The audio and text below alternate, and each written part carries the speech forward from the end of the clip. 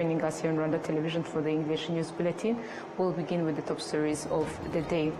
President Paul Kagame emphasized to African leaders that the continent holds all the essential resources needed to drive its own development without dependence on foreign aid. The Prime Minister, Dr. Edouard Ngirente, stated that the government of Rwanda will continue to facilitate trade with other countries through the development of air transport. On the international scene in Syria, despite the toppling of Bashar al-Assad's regime in December last year, sanctions remain in place on nearly all major financial institutions. It's like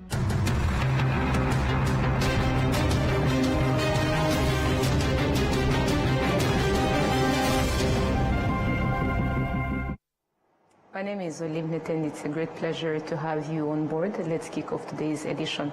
President Paul Kagame of Rwanda emphasized to African leaders that the continent holds all the essential resources needed to drive its own development without dependence on foreign aid. He made these remarks during the ongoing two-day Africa CEO Forum in Côte d'Ivoire, which brings together CEOs, investors and policymakers from across the continent. Enora Gladys kicks us off tonight.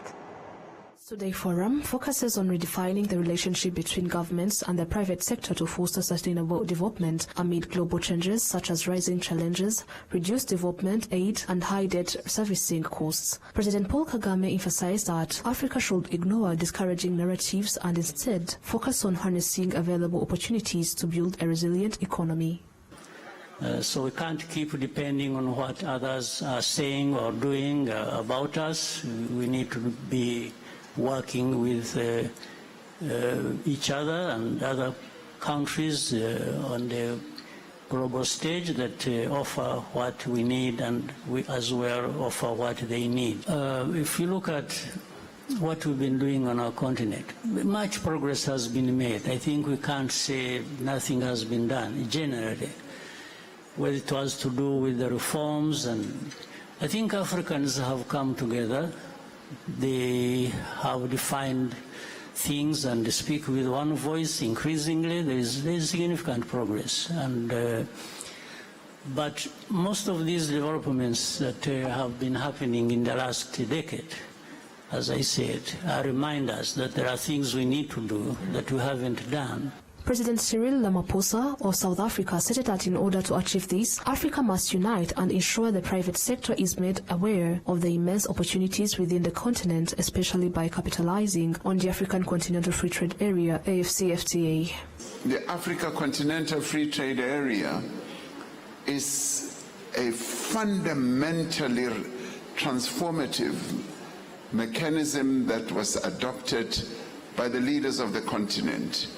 And we should recognize and applaud the fact that the political leaders under the aegis of the AU saw wisdom, and led by President Isufu, and President Kagame was leading the reform process, they saw wisdom in scaling the fortunes of Africa up and moving us just beyond just talking about politics and the unity of the continent, and wanting to put in place the real building blocks of what will support that unity and the progress on our continent. On another note, President Kagame pointed out that there is inconsistency among some African leaders who fail to implement the agreements they make. Instead, they tend to look abroad, mistakenly believing that foreign nations will be the ones to develop Africa. The cutting of budgets, cutting of aid, cutting of all kinds of things. And all of a sudden, we Africans, we wake up to this reality when it has been there so many times before, and we start scrambling. What do we do? No, what we need to do is what we should have done many years ago, and still we can do it. There is a mentality out there, it's sort of a mindset in our continent that somebody out there is going to foot the bill of our development. And that has undermined our effort to contribute as much as we can ourselves for our own development. So what we need to do, I mean, we need to do what we started doing. The frustration here for me is, we talked about how I championed the reform and worked with many other leaders on different subjects. But there is a sense of frustration that what we have agreed, even at a continental level, involving all leaders and how regional communities should work, with the AU at a continental level, is not implemented. Senegal's President Bassirou Diomaye Faye highlighted that for sustainable development in Africa, the continent must embrace modern technology, citing Rwanda as an example. We also have another country that is champion in infrastructure building, in the digital domain, and this country is Rwanda.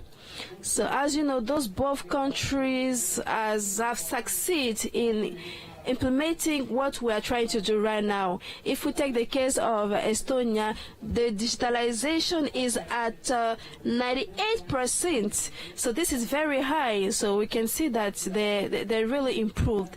And what we want to do is that for the future, Africa shouldn't miss that. Africa should be on the same stage as the two countries that I mentioned previously. We have to also to work on our digitalization to see how to have sovereignty and also how to be transparent, how to have a fast and quick development regarding that. The 2025 Africa CEO Forum is currently underway in Abidjan, Ivory Coast. This premier event convenes over 2,000 CEOs, investors and policymakers from more than 75 countries to explore transformative strategies for Africa's economic future. In Rwanda, RwandaTV News.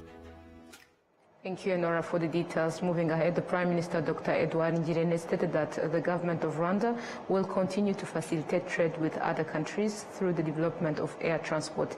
He made the remarks while officially opening the 13th Aviation Stakeholders Convention and the 2nd Africa Aviation Safety and Operations Summit, which brings together stakeholders from companies involved in the air transport of people and goods by the African Aviation Association. Nora Gladys once more. The summit was attended by over 300 participants from 35 countries around the world. In his speech, Prime Minister Dr. Edouard Ngirente highlighted the significant role that Rwanda's national airline RwandaTV has played in connecting Rwanda with the rest of the world. Currently, RwandaTV operates flights to 107 destinations globally. He assured that the government of Rwanda will continue to invest in this sector and in aviation infrastructure. In Rwanda, we recognize aviation as a key pillar of our national development strategy. Our vision is clear: to become a regional and a global hub for connectivity, trade, and innovation. That is why we continue to invest in aviation infrastructure. We are expanding Kigali International Airport, constructing a new Kigali International Airport, and improving cargo and logistics handling. These are not just transport projects, but economic multipliers, catalysts for trade, tourism, and job creation. Rwanda's ambitions do not exist in isolation, and we all know that Africa's growth is interconnected. That is why we fully support initiatives like such as the Single African Air Transport Market and the African Continental Free Trade Area, both of which rely on air connectivity for us to fully realize their potential. Africans make up 17% of the world's population, yet the continent accounts for only 2.2% of the global air transport market. Airlines based in Africa carry only 20% of the passengers entering or departing from the continent. Only 10% of Africa's population can afford to fly, while others are forced to make 15-hour bus trips to destinations they could reach in under 2 hours by air, primarily because of the costs. The Secretary General of the Africa Airlines Association, Abdurrahman Berth, outlined some of the reasons behind these challenges and the potential solutions. Connectivity is a big issue on the continent. However, for me, it's something very complex, because if airline doesn't have the volume of traffic, they will not put routes between two cities where they cannot get enough traffic to sustain. So why there is no traffic in some routes? It's because in many African countries, the GDP per capita is very, very low. So African citizens cannot afford air transport, because at the same time, as I said at the beginning, fares are very high. So it's important to lower the fares through lowering the cost environment for African airlines. And also we want to see economies growing to give more power through GDP to African citizens to afford air transport as well. Regarding Rwanda, the 2024 report from Rwanda Development Board showed that Rwanda facilitated exporters to reach international markets with a 33% increase in cargo tonnage. Key destinations included the United Kingdom and United Arab Emirates compared to what was exported in 2022. The CEO of Rwanda, Yvonne Makolo, explained the reasons behind this rise in performance. We've seen the huge growth in cargo, mainly because of increase in export production in the country, whether it's flowers or fresh produce. We're seeing a huge increase in that. So our exports have grown, especially to Dubai, to Europe, and to the UK. In terms of the cargo charges, the complaints about cargo charges, we actually have preferential cargo charges for made in Rwanda produce.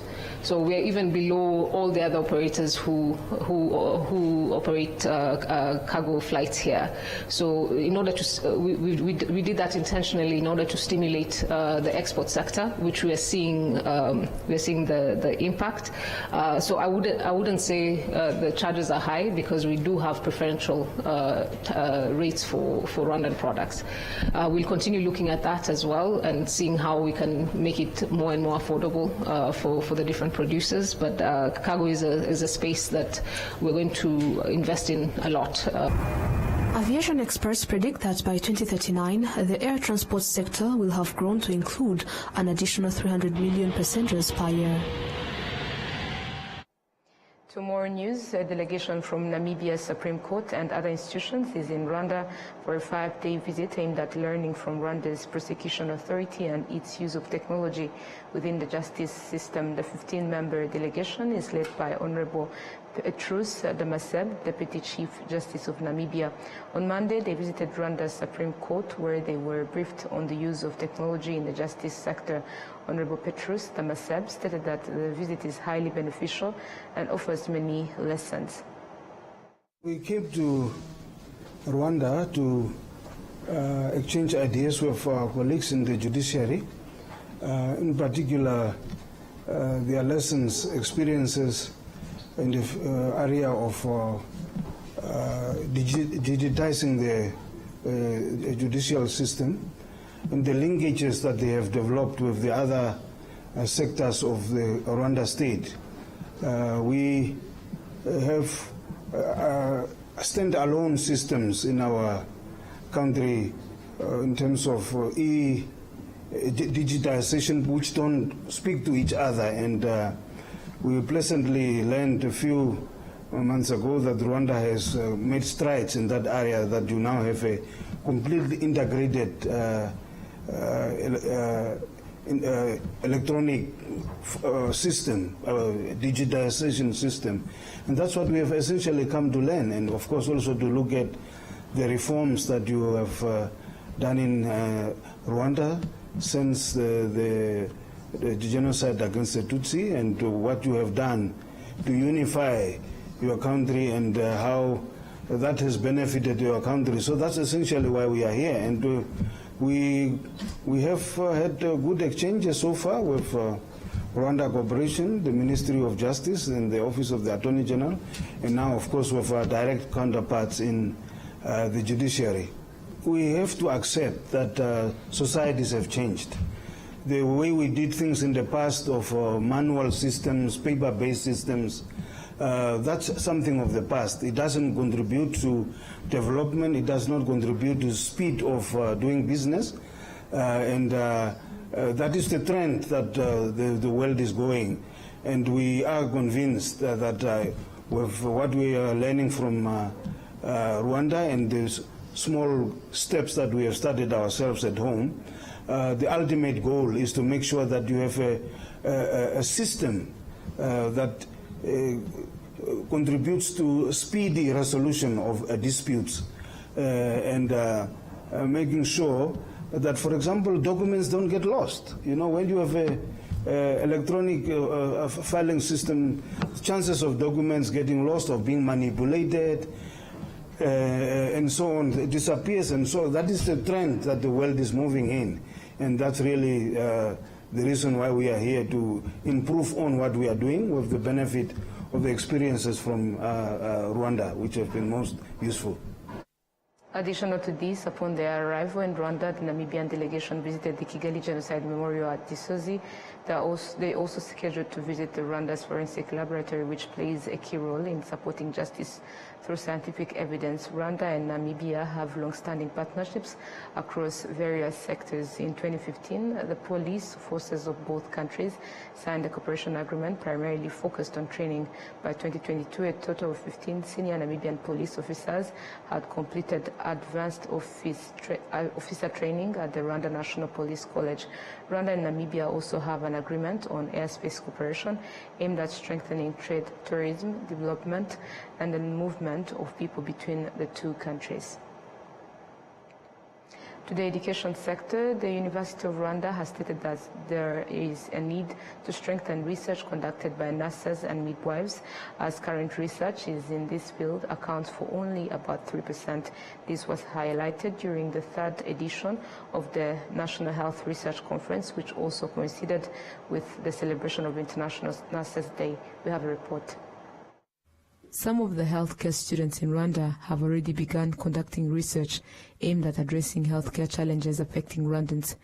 One example is students from the School of Health Sciences at the University of Rwanda in Rwamagana, who carried out research on appropriate hygiene products used by girls aged between 10 and 15 years.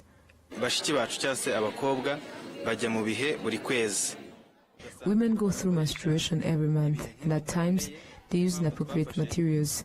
This is why we have been working to find a solution by providing sanitary pads that are appropriate, affordable, and safe. The University of Rwanda believes that youth studying to become healthcare professionals should be encouraged to start research early, as there is still a significant gap in this area. These need to serve as an example. This is what we always encourage them to do at early level like this, conducting research, and it is building in them that whatever their interventions should always be based on evidence.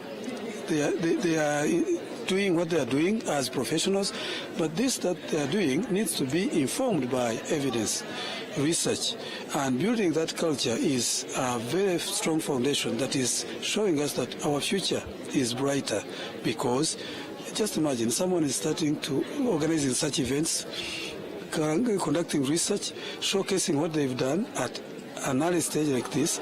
You can just imagine by the time he graduates, gets into master's program or even PhD, that will be another level. I mean, they will be so experienced, and whatever they are going to be doing along the way is going to be nothing but professional.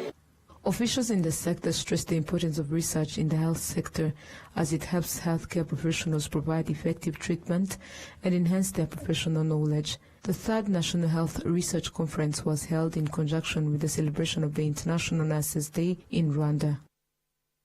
Still on the health sector, Nyamata District Hospital has inaugurated a new facility that will be used for orthopedic and general surgery. The hospital's management says the new building will help improve the quality of services offered to the public. We have details. This new building complements two existing operating rooms that were mainly used for maternal surgeries. Dr. Jean-Marie Vianney Sebajuri, director of Bugesera District Hospital, considers this a major milestone in expanding surgical services at the facility. We only had 2 operating rooms, which were primarily dedicated to maternity-related surgeries. However, due to the high number of residents in need of various surgical services, we also had to use those rooms for general surgeries. This often led to lack of space for non-maternity procedures, forcing us to refer many patients to other hospitals, particularly at the Rwanda Military Hospital in Kanombe. The ambassador of Japan to Rwanda, Isao Fukushima, stated that Japan will continue to support Rwanda in advancing its health sector. I hope that this will help the community with increasing population and with development in Bugesera district. Healthcare is one of the most important in Rwanda, so I'm very happy to be here. The new building inaugurated at Nyamata Hospital is valued at 89 million Rwandan francs and has been under construction for 5 years. Tomorrow news, as Rwanda marked International Nurses Day on May 12, the Rwanda Nurses and Midwives Council expressed appreciation for the vital role that nurses play in safeguarding the health of Rwandans. The Council also acknowledged the efforts made by the government to strengthen the profession, including increasing the levels of education available to nurses and raising the overall number of professionals in the field, as highlighted by the Council's President André Ditembaraga. However, despite these positive developments, the sector still faces specific challenges, and these include concerns over salaries that do not match the current cost of living, among other issues that the Council believes that the government should examine and help resolve. If you look the improvement since 1994, after the genocide against Tutsi, we find that our profession has improved a lot in terms of education, in terms of practice, in terms of the service delivery. Like for instance, in education, in 1995, we were counting less than 400 nurses. And before the genocide, the highest training was at secondary school. But after 1995, we have been able to train diploma level, bachelor level, master's level, and the PhD level, and in the country. That's a huge achievement. In terms of number, leaving from 400 nurses, today we are counting more than 70,000 nurses and midwives combined. 70 or 17? 17,000. That's a big achievement also in terms of number, but also in terms of quality. So, yeah, but we also have some challenges in the profession. The biggest one that we are actually facing is the low salary. If you see, our last salary increment was in 2016. That's almost 9 years ago. And if you see the inflation and the changes at the market, there's a big gap in terms of our salary and the market. The second challenge we do have is the working hours. The number of working hours, nurses and midwives are working more than around between 50 to 60 hours per week. And yet the labor law says 40 hours. So this has an impact not only for the life of a nurse or midwife, but also for the service, the quality of service that you are providing. So that's also a big challenge, the workload, the working hours. But in general, our profession has been improving in a good way.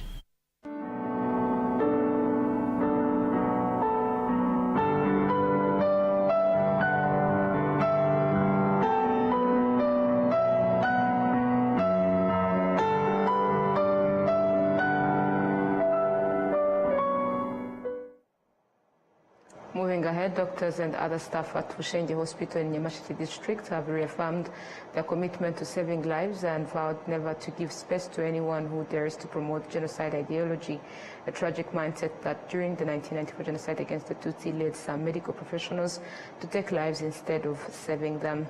During the genocide, many people who sought refuge at the then provincial Bushenge Hospital were subjected to unspeakable atrocities, with some of the perpetrators being medical staff themselves, according to testimonies from survivors. Patients, caregivers, and medical personnel who had taken refuge at the hospital were later killed. Today, they are laid to rest at the Gashirabwoba Genocide Memorial, and the director of Bushenge Hospital, Lieutenant Colonel retired Nsengiyumva Focus, stated that the 1994 genocide against the Tutsi left a deep void in the healthcare sector. He emphasized that it is the responsibility of those currently in the profession to fight against genocide ideology in their daily work, and with many of those entering the healthcare profession today being youth, the mayor of Nyamasheke district, Mupenzi Narcisse, urged young people to reject anything that could lead them into genocide ideology and instead uphold professionalism and protect their patients.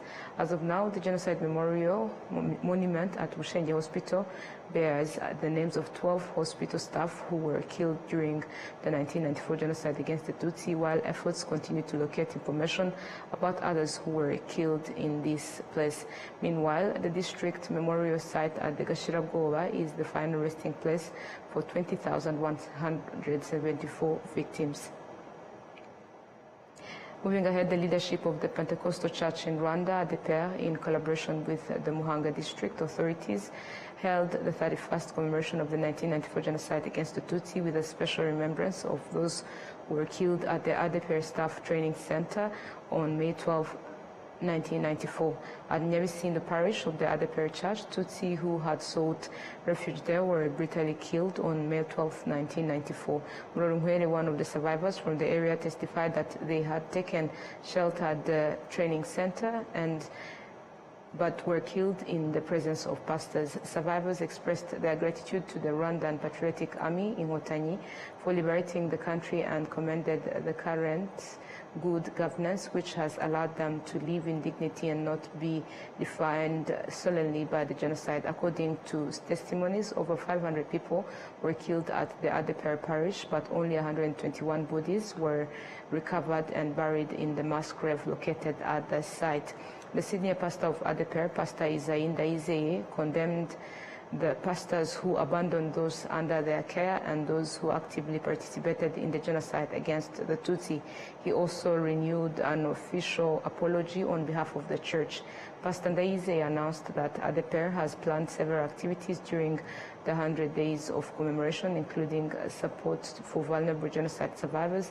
As part of these efforts, 5 survivors will receive newly built houses, 20 homes will be renovated, and approximately 86 individuals will receive cows through a livestock distribution initiative.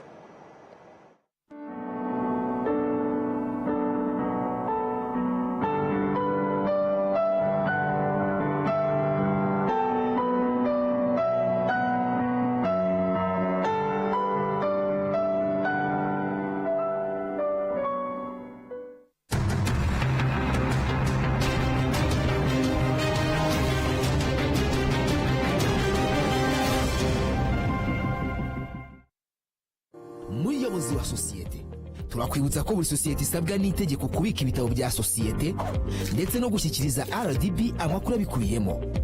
Ibyo bitabo birimo igitabo cy'abanyamigabane, icy'abagenewe inyungu ku migabane, inyandiko y'amakuru ya sosiyete, ibaruramari ngarukamwaka n'izindi. Gutanga amakuru y'ugenewe inyungu ku migabane wanyura kuri bo.rdb.rwa, naho gutanga izindi nyandiko ukanyura kuri org.rdb.rwa.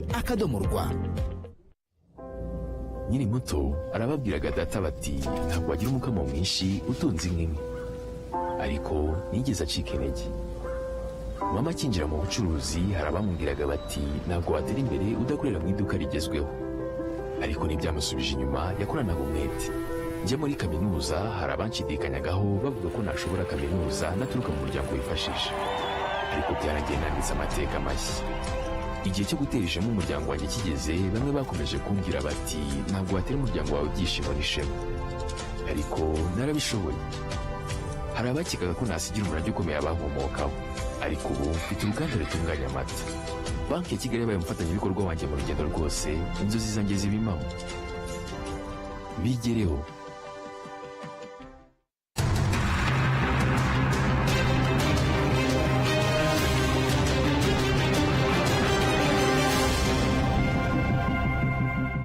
Welcome back. You're still watching RTV News. Now to matters we're making headlines globally.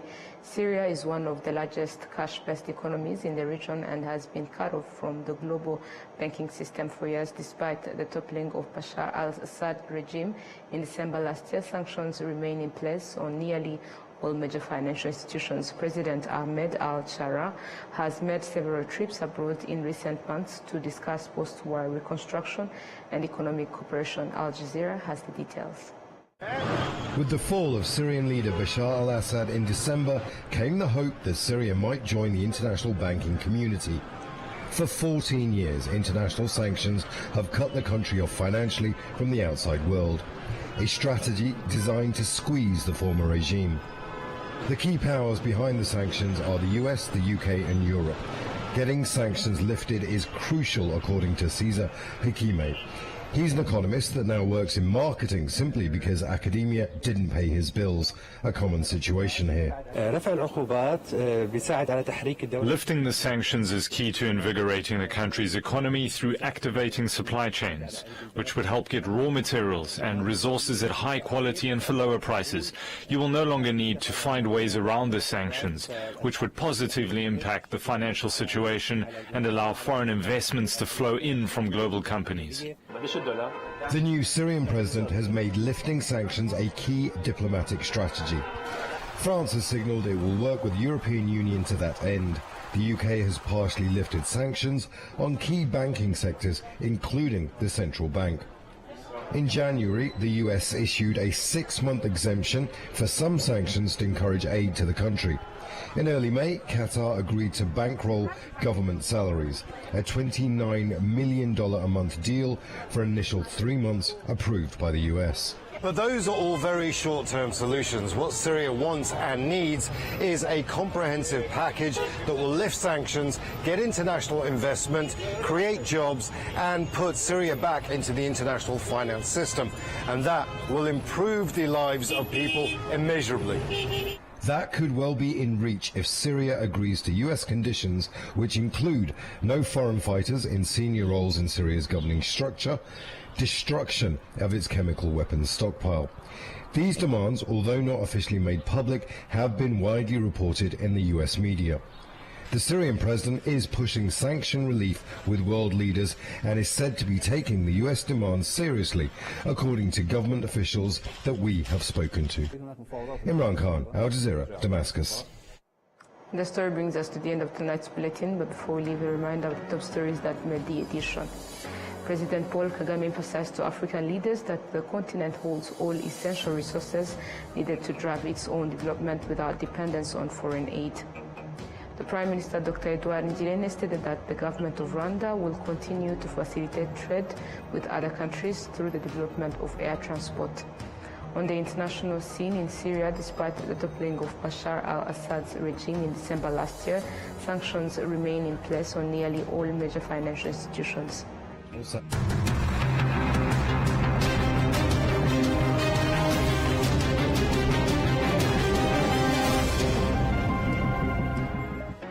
That marks today's end of the bulletin. Thank you for joining us. On behalf of the entire news team, we wish you a productive week ahead. Stay safe and take care.